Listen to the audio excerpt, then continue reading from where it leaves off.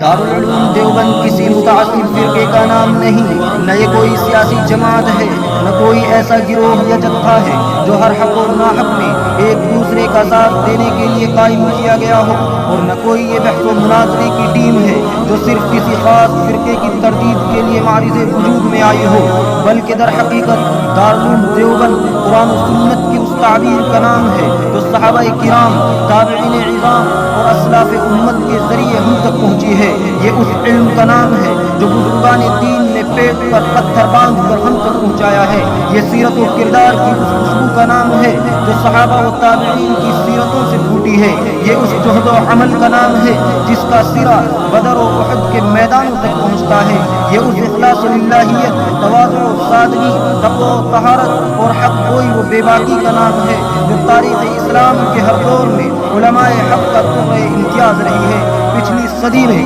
دارالعلوم دیوبند کا تجدیدی کارنامہ یہ ہے کہ اس نے مسلمانوں کے دور انحطاط میں ان علمی و عملی اوصاف کو زندہ کیا اور ایسے انسان پیدا کیے جو ان اوصاف کے جیتے جاگتے پیکر تھے۔ لہذا جو شخص ان اوصاف سے متصف ہے، جسے ان خطوط پر پہلے اپنی اور پھر ساری امت کی اصلاح کی فکر ہے، وہ دارالعلوم دیوبند سے وابستہ ہے، خاص ظاہری طور پر اس نے دارالعلوم دیوبند کو دیکھا بھی نہ ہو، اور جو شخص ان اوصاف سے بے فکر اور اس مشن سے بے پرواہ ہے، اس کا دارالعلوم دیوبند سے کوئی تعلق نہیں، خاص ظاہری طور سے اس کے پاس دارالعلوم دیوبند کی سند اور دستار کیوں نہ موجود ہو۔ دارالعلوم دیوبند دین کے اعتبار سے مسلم، فرقے کے اعتبار سے اہل سنت والجماعت، مذہب کے اعتبار سے حنفی، مشرب کے اعتبار سے صوفی، کلام کے اعتبار سے ماتریدی و اشعری، سلوک کے اعتبار سے چشتی، بلکہ جامع السلاسل، قادری، سہروردی، نقشبندی، چشتی، فکر کے اعتبار سے ولی اللہ،